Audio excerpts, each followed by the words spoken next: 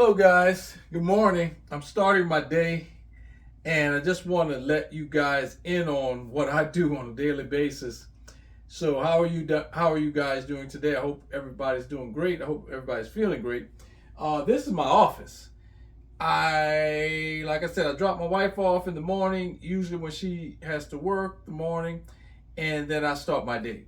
I come in and I start working on a lot of my.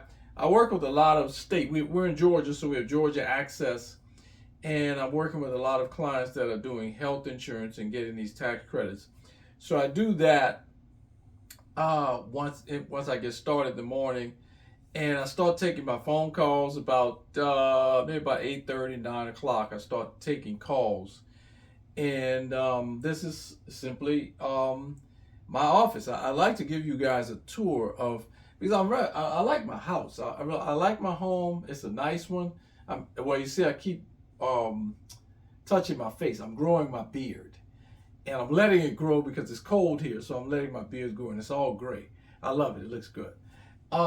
So anybody's interested in knowing, getting some things that they could actually do from home, then let me know in the comments, and I'll make a list of those things that you're able to do. Starting with YouTubing.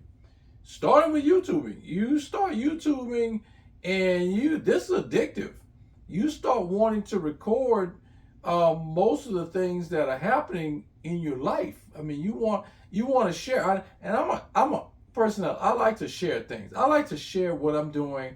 I like to share how I'm doing, and it's been a tough life for me. I grew up poor, very poor. I grew up in the poor section in the projects in New Orleans, and the prospects weren't really that great, to be honest. But I never saw that. I never saw that my prospects were not good. I know now, looking back, that damn, it was rough. It was really rough. And how would you maneuver your way out of that? And a lot of people didn't, and they're still not, even in today's age, and even today, they're not getting out of it. But I tell you, this is the best time right now.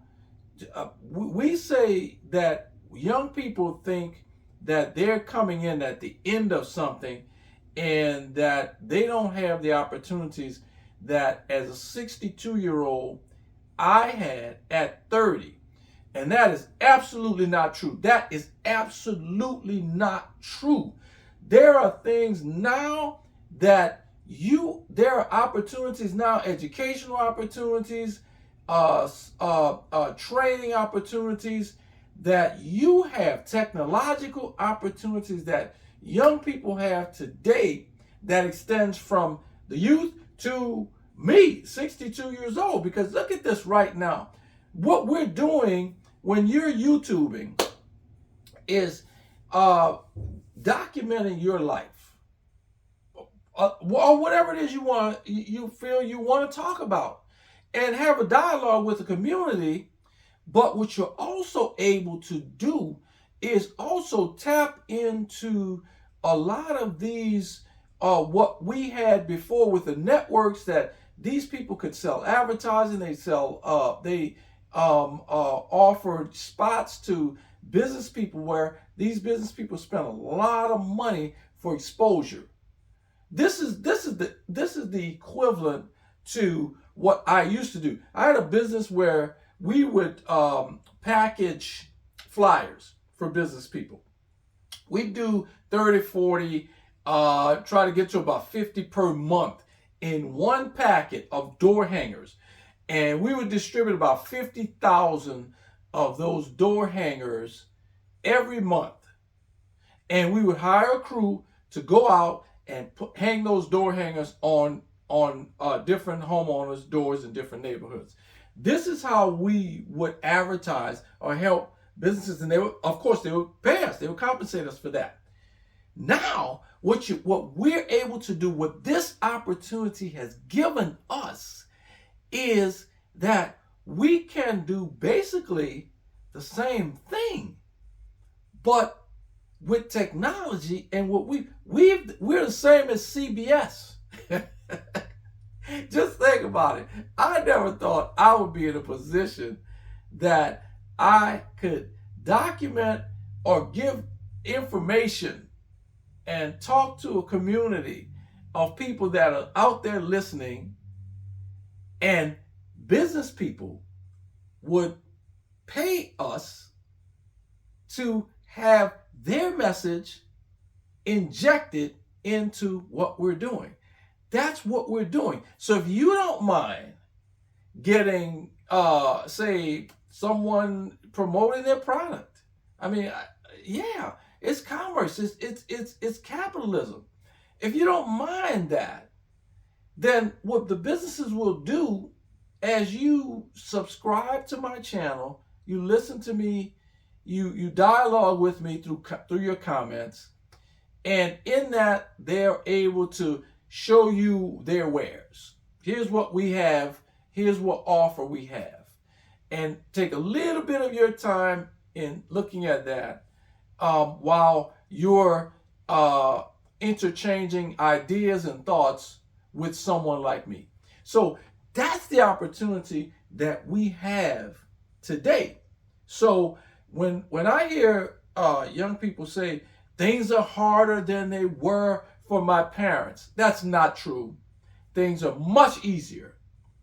I mean, right now, if I wanted to, at 62 years old, if I wanted to attend law school, I could literally sign up for a class, come into my office in my home, take those classes, pass the test. Of course, you got to pass the test. You got to put the time in, but literally do that from here.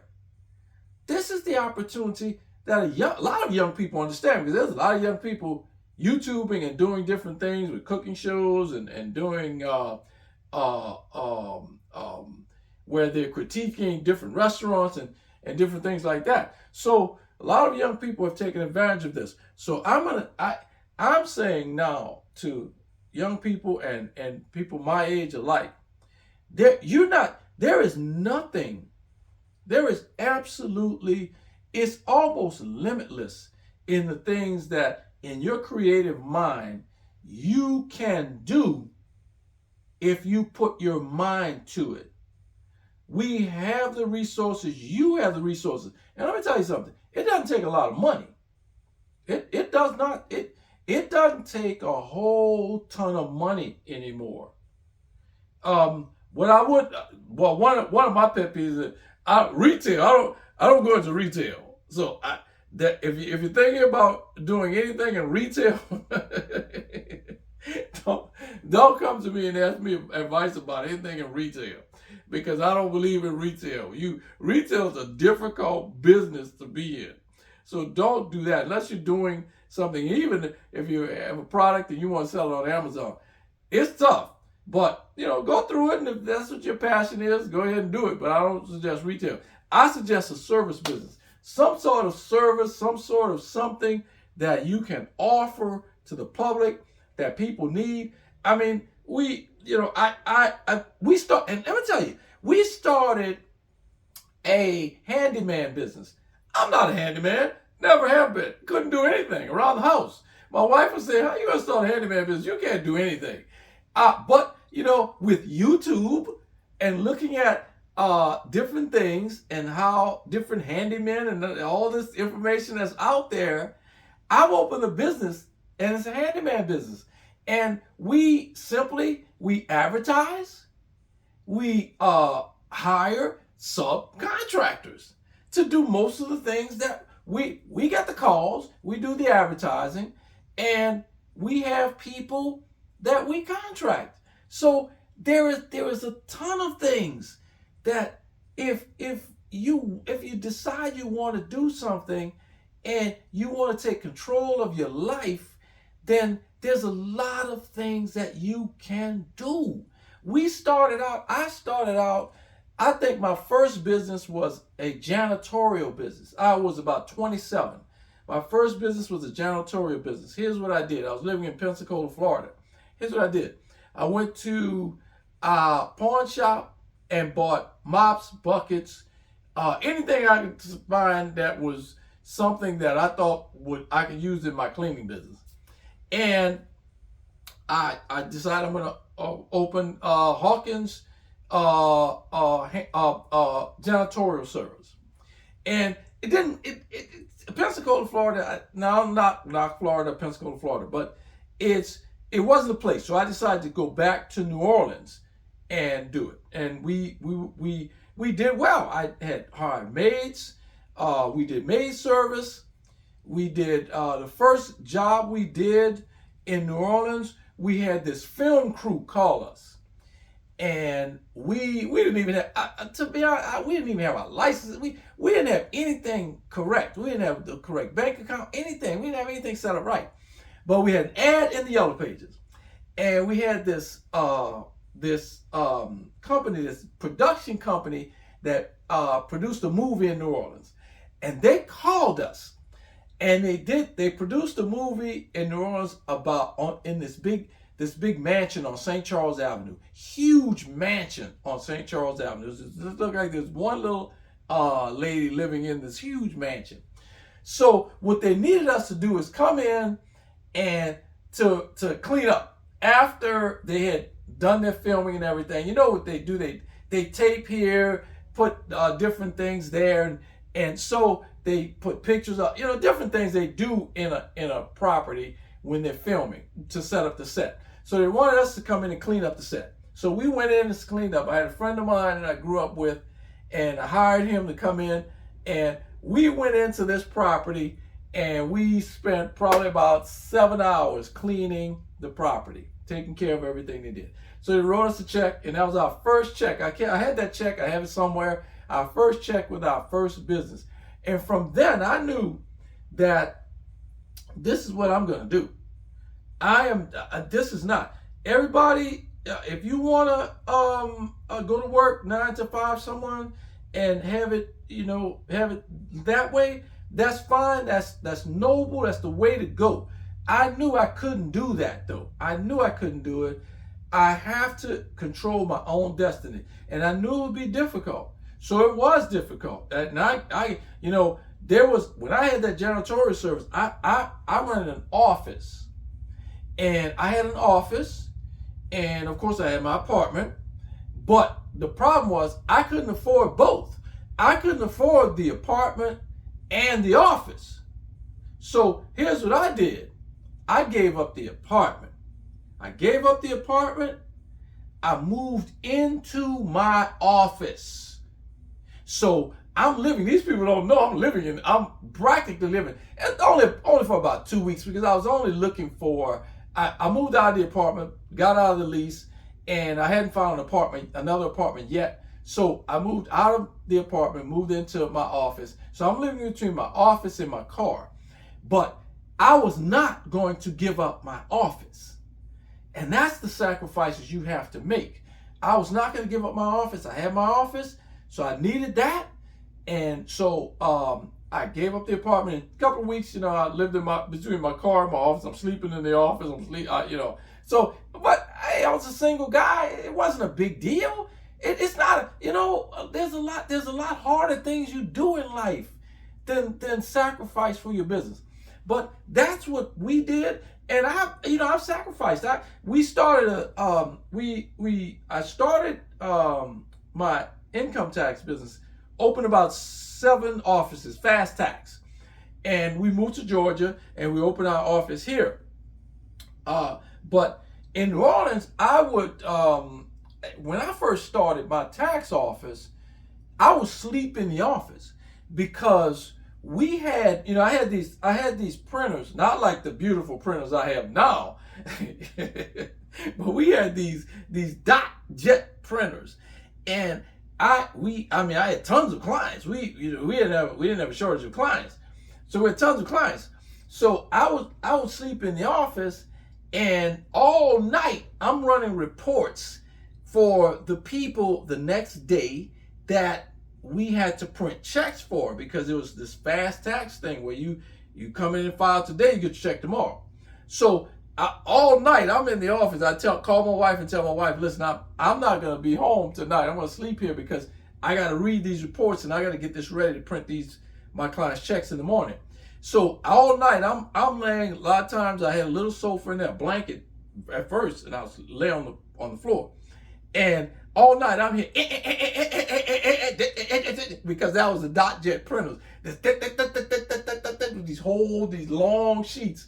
It's something when you can remember all this stuff. But that's what we did. And we built our business up, a pretty lucrative business. My wife and I bought our first home. We bought a nice little townhouse in New Orleans. And there we went. And it was fun. Even the times that were tough, when you look back and remember the stress of it and wondering, oh my God, am I gonna make it? Even those times, the times are good times. So don't let doubt keep you from what you have inside of you, and that you can do. So get out, get up, do it. Do what you want. Do what you need to do for your family. Do what you need for you to make you happy. Find something that you like to do, you're good at, and you can make money at it. That's the key. And everybody's amount of money is not the same as anybody else's.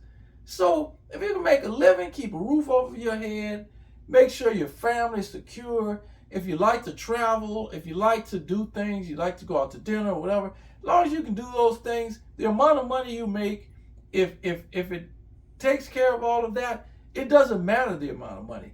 If you want to live in a nice neighborhood, safe neighborhood, nice house, you like a large house, small house, nice car, large car, small car, name brand clothes, whatever you like, if whatever you do gets you there, then it doesn't matter the amount of money you make, as long as it gets you the things that you want. So these are the types of things that I would like to talk to you about. And if you subscribe, in the comments, just let me know what things you want to talk about. There isn't a whole lot of things I haven't done. I've done a whole ton of things in my 62 years here. I've learned a lot, made a whole lot of mistakes, I fumble forward. I have fumbled. I've made a ton of mistakes, money mistakes. Oh my God, tons of them. But you look back and you say, God, you made millions of dollars. You made millions. You spent a ton of money. But if you look back, but just think about that little boy growing up, poor, barely living on food stamps, barely having food to eat on a monthly or daily basis, barely having new clothes to change into for school or any of that. That little boy grew up in this great country of ours and actually generated millions of dollars, millions, and not really. I was adequately a good student. I wasn't really. I was very inquisitive, and I was very instinctive. I had great instincts, and my teachers would say that you can't spell worth the crap. You don't pay attention.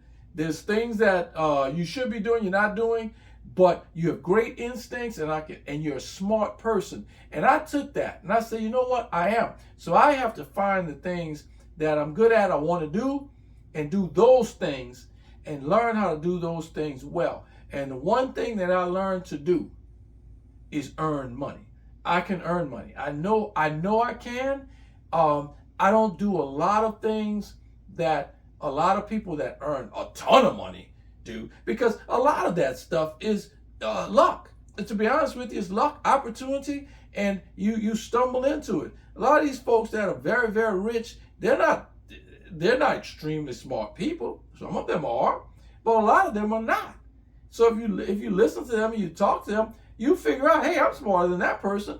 I shouldn't be struggling to pay rent. I shouldn't be struggling to keep a car or struggling to have food. I mean, my sense, I'm smarter than that. Listen to them. So if you look at that, and it's not a dig on them, it's just that you have abilities that you think someone else has that surpasses yours because they have money. No, a lot of the time I stumbled into money. And that's what most people, a lot of wealthy people that's got a lot of money do. They stumble into it. So this is what I like to talk to you guys, and I've got to sign off for today. But I'll see you guys on the next video. I want to do these videos probably 1, 2, 3 a week, and I want to talk about different things. So I'll see you guys on the next video, and good luck, and do what makes you happy. Thank you. Bye.